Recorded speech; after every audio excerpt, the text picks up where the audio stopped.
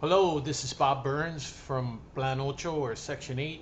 And today we're going over Part 4 of the Housing Quality Standards Checklist, Rental Unit Exterior.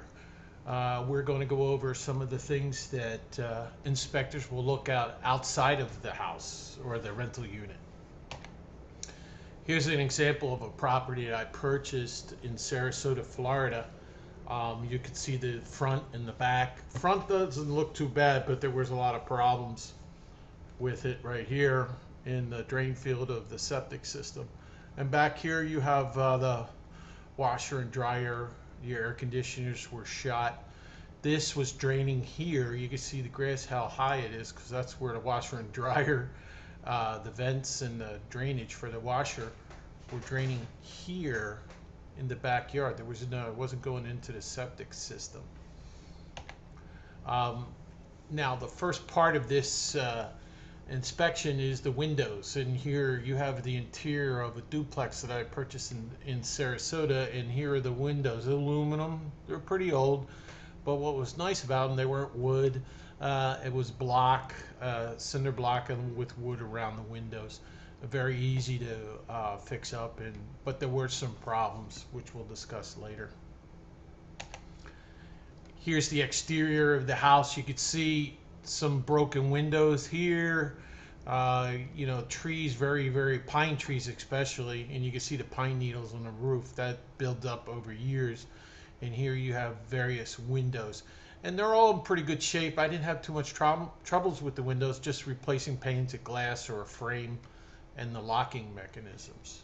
Also, you can find out more information about the checklist right here on this link.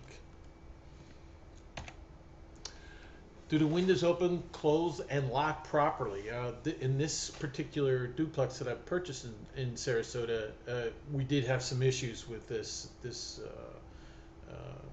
item on the list. The windows are designed to open, must either operate or able to open or be screwed shut. I'm not sure on the screwed shut part. What's the sense of having a window if you can't open it? But you should be able to operate the window. In other words, open it in case you have to escape from a fire. And you'll notice those windows, they're not the typical windows that you think of a house, and it's open where a body can go through in case there's a fire. And you can see right here, this type of windows, it's easy to go in and out of these windows. And also it's easy to break in. So you have to be aware of that. Here's another thing besides the windows that the inspectors are going to look at. Your drain field, if you have a problem with your septic system, they will flag you and not pass your inspection. And in this case, when I bought this property, and it's fairly fixed up in this picture, the drain field was clogged, so I had to dig up the septic entrance and drain out all the waste and debris and fix the drain field. And that's very common on the Gulf Coast of Florida. Most houses are not connected to direct sewers. They have septic systems and they have well water. During the rehab of this property on the Gulf Coast of Florida, I found a leak after a heavy rainstorm, and this is the result of the storm. I had to replace all this damage after the storm, and unfortunately the roof too. I had to do the roof. Are your gutters, if required, attached firmly? And here I have a rain gutter here. It doesn't look too good, but it was good enough to pass inspection. But you see the roof looks in bad shape here. I also had a solar panel on this particular roof, which was illegal because you have to have a permit, which I removed and recycled. But the gutters have to be attached, not hanging down and banging people in the head. The inspector did pass me though. Here you have a leak in an area of the roof. You could see the stains, the water stains, and it looks like somebody tried to repair it or do something there when I was looking at the house.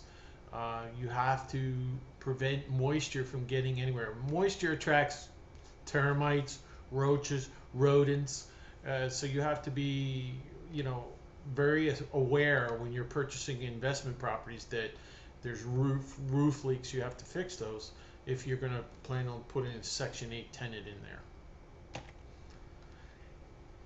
Doesn't happen too often in Florida. Fireplaces, probably more in the Northeast, investor would come in contact with fireplaces. But in Florida, there are houses, older homes, that have fireplaces.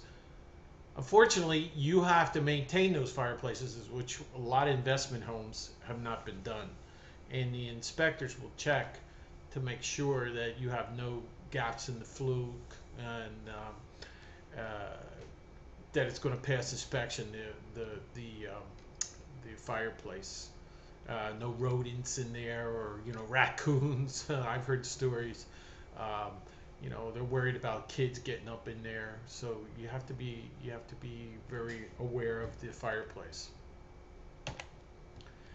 Another problem, I failed on this inspection in this house because the foundation really is exposed here, that some child could go underneath, which I wasn't aware of at the time. You'll notice the electric grounding here is about 10 feet apart. That's a new code implementation by Section 8.2, that you have to ground your rods to the house for lightning and etc.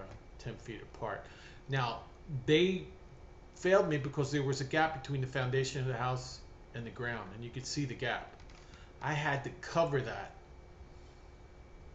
so nobody could get underneath.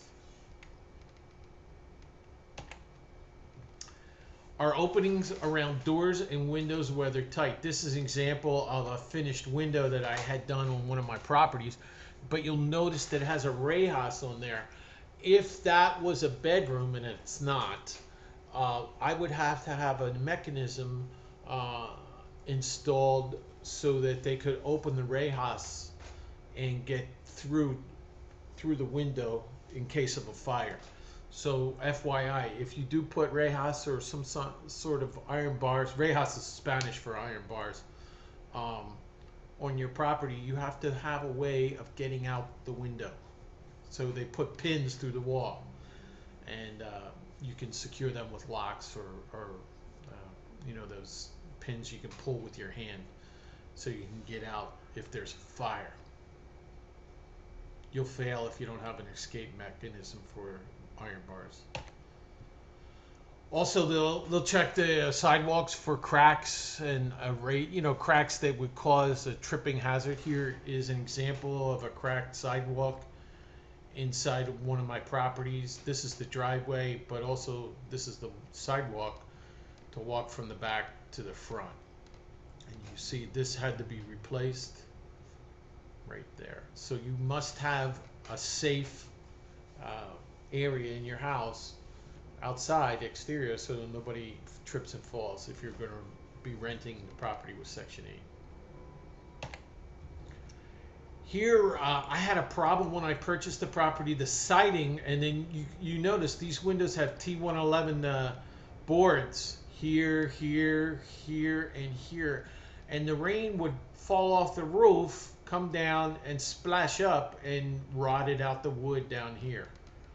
I had to replace all that wood, rotting wood, with I purchased this concrete T111. It looks like T111, but it's concrete, so it would be warranted for life. It wouldn't rot, and I replaced all the wooden boards below these windows with the concrete version of the T111 boards, and that eliminated the problem with the rotting. So I did have some rotting problem here that I had to repair. And that's it for the exterior. For more information, go to our page dedicated to Section 8, and here's the link down here. Thank you.